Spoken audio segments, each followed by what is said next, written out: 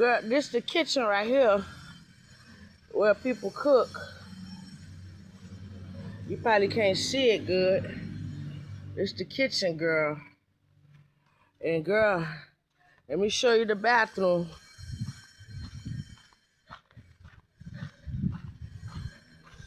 This is where you take a shower at. And let me show you where you use the bathroom at. You see that hole? Okay. Now, this where this young lady and her son, she pregnant. She let me stay until I can get out of here or get on my feet. Look. Girl, look. This her son.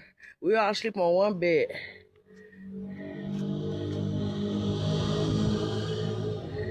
Life is hard up here, girl. This shit is crazy. Today makes 11 years since the date that I got deported from the UK and sent back to Jamaica. 11 years is a long time. I'm fully grateful for the experiences that I had along the way. But today is like the first time I'm sat here and I'm saying to myself like, "Rah, I got deported at 19 years old and I got back to the UK at like 25. Those are like very important, pivotal years. Not just for a man, but just for any human being in their development. Do you know what I mean? Like, and yeah, it just made me a bit emotional because I finally realized the time that I was robbed, if that makes sense. I'm back in the UK now. I got back in the UK after 5 years. When I got deported, and it was mad.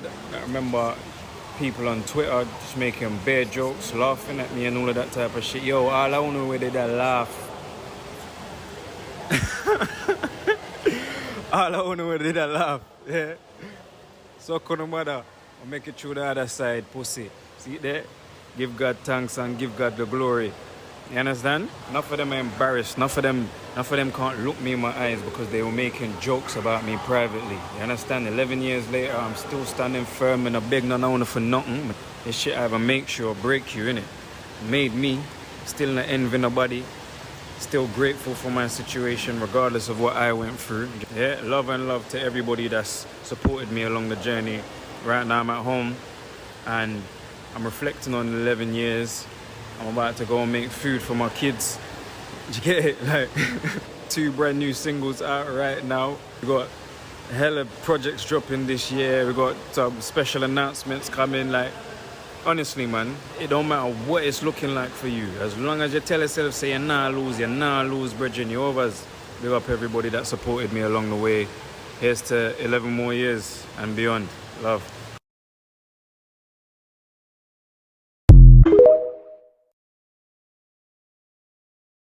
I was deported from Thailand, and it's because the American system is failing you in a way that you don't even know about. So on December 28th, me and my girlfriend fly from Miami, Florida, to Doha, Qatar, to Bangkok, Thailand. And upon arrival, I go into immigration and I'm told that my passport is flagged as lost or stolen by Interpol. So in case you don't know, the only way that it can be marked as lost is if you yourself mark it as lost. You need your social security number, your birth certificate, you need all of your personal information to mark it as lost. I did not do that. So here I am, about as far away from the United States as I could possibly be, with an invalidated passport flagged by Interpol, International Police, to which I did not know about.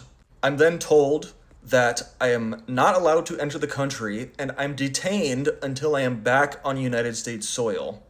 So I'm getting deported with an invalidated passport that I used to book 6 international flights, and I got on 2 of those international flights with an invalid passport.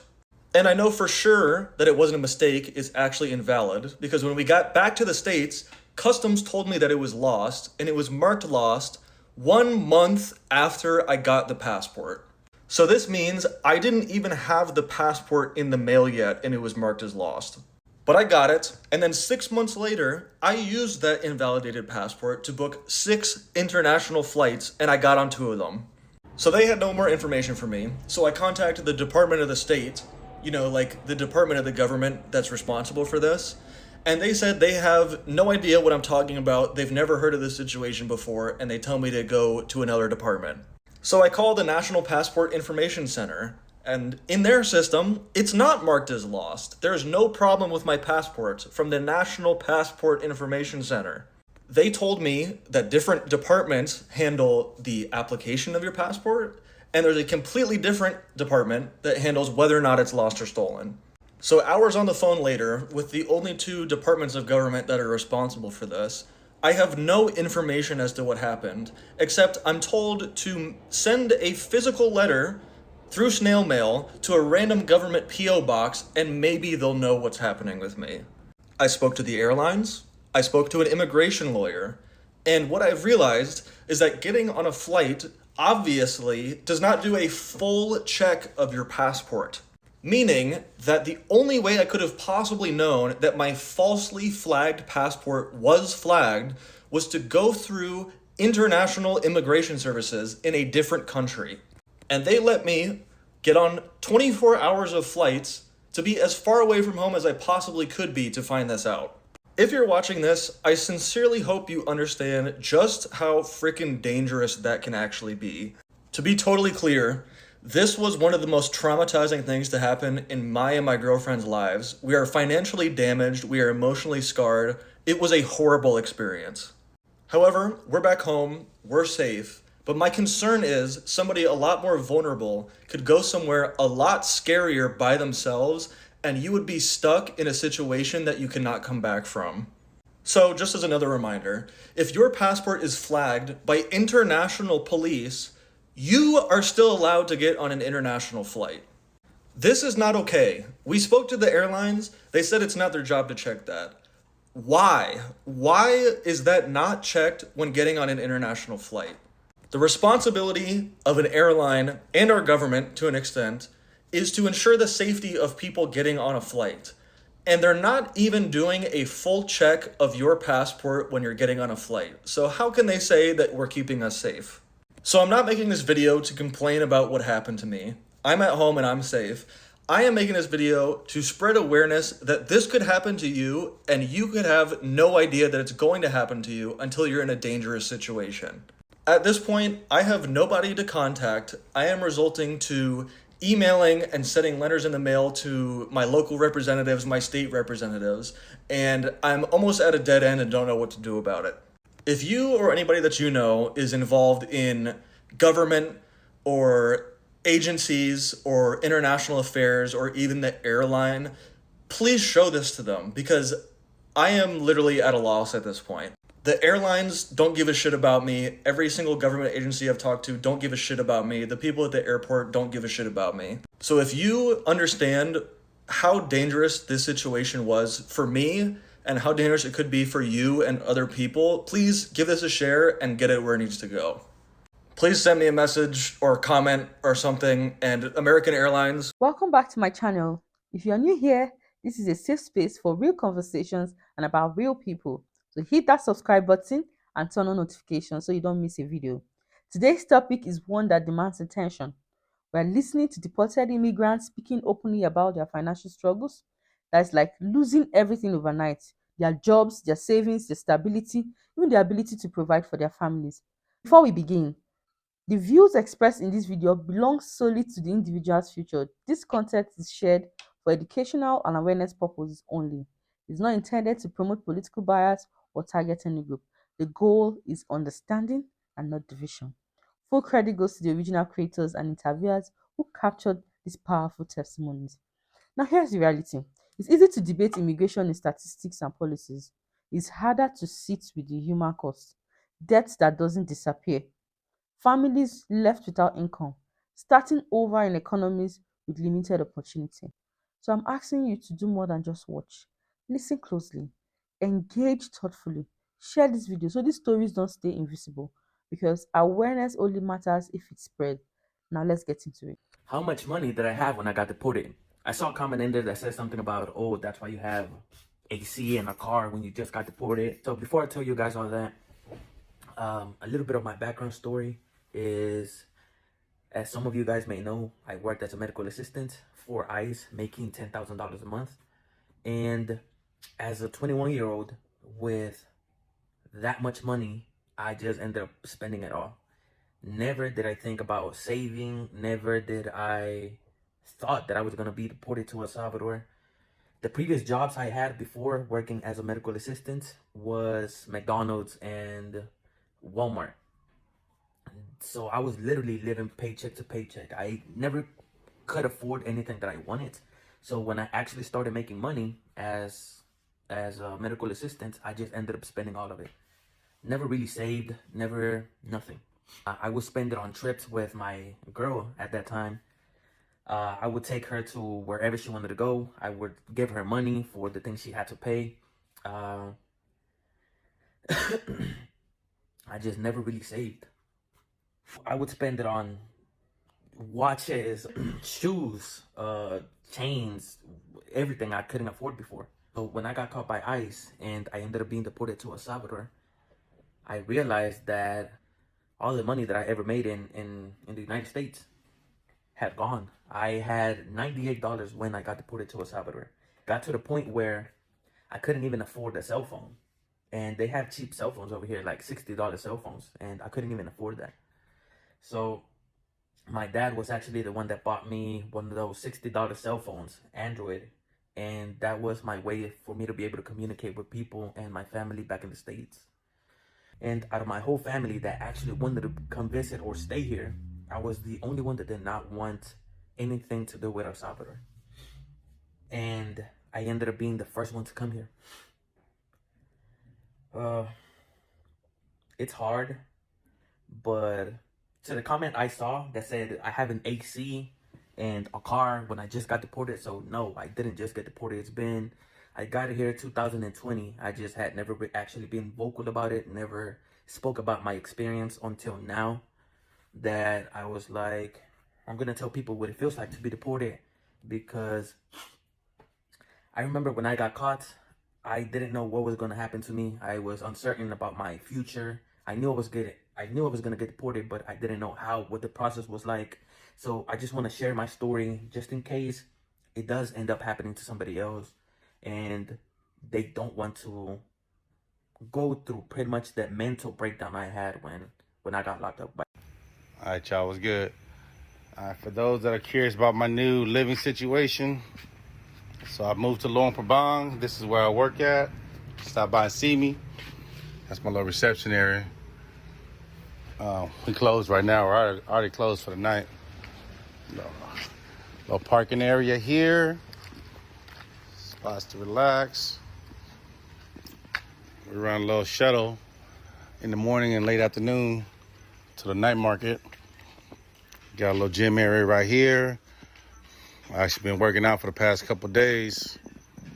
Nothing too heavy, you know. Fellow American here from Texas. Say what's up, bro. Hey, what's the deal, man? We out here for real. All right.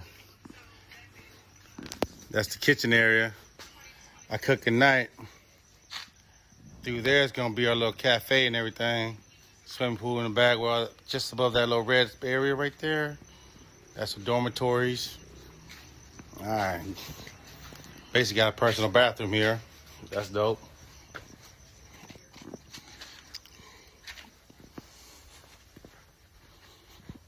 All right. Check out my spot though.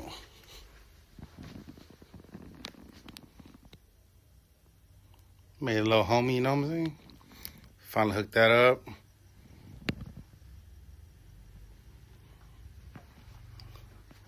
Bed's all right. It ain't too comfortable, but you know, it's cool. And then I got a little fan back here. I dry my clothes, y'all. I could dry it outside in the daytime, but it'd be too busy.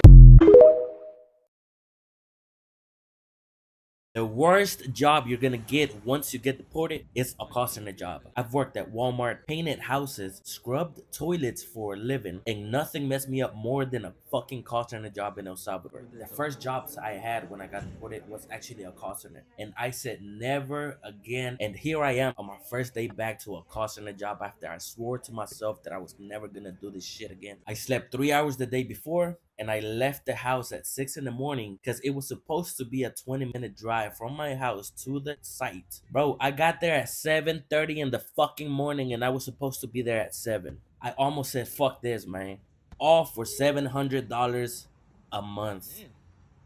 Life hack number one after deportation, US based companies will hire you from abroad to avoid paying minimum wage to somebody in the US. There are literally US companies that will prefer to hire deported migrants with perfect English speaking skills and experience in the US labor force over hiring somebody that lives in the US because they can pay a cheaper salary. That salary in USD for most foreigners is going to be higher than they would receive from any local company that would hire them. The first company that hired me after my deportation without any criminal background check was a call center based out of, ironically, Utah, which is where I was deported from, receiving inbound customer service phone calls. The second company was based out of San Jose, California. It was a health insurance brokerage for small businesses. They paid me $2,500 a month to process health insurance onboarding for small businesses. The third company was also a brokerage firm, hired me without any background check. That one paid me $12.50 an hour. Worked for attorneys, real estate agents, universities, law firms, independent contractors that all do the same thing. They seek cheaper labor from foreigners, hire them as independent contractors. 44% of farm workers in the United States today do not have green cards and are working illegally. More than 50% of the farm workers in New York State are working illegally. United States farms contribute over $1 trillion to the U.S. economy. You want to know the fastest way to a recession and everybody eating canned tuna and Chips Ahoy cookies? Deport all the undocumented immigrants, including half the farm workers in the United States. Those stories are heavy, and they should be. Financial collapse after deportation isn't a headline. It's someone trying to feed their kids with no income. It's someone returning home with debt instead of savings. It's someone rebuilding from zero while carrying shame, pressure, and uncertainty. If this video moved you, don't just scroll away. Leave a thoughtful comment. Share your perspective respectfully. Share this video to spark information discussion. Real change starts with awareness, but it doesn't end there. If you value conversations that go deeper than headlines, hit that like button. Subscribe if you haven't already. Turn on notifications so you don't miss future discussions that challenge perspectives and amplify real voices. This channel exists because of you, and conversations like this matter because you engage. Thank you for watching. Stay informed, stay compassionate, and most importantly, stay active in the dialogue. I'll see you in the next one. Bye.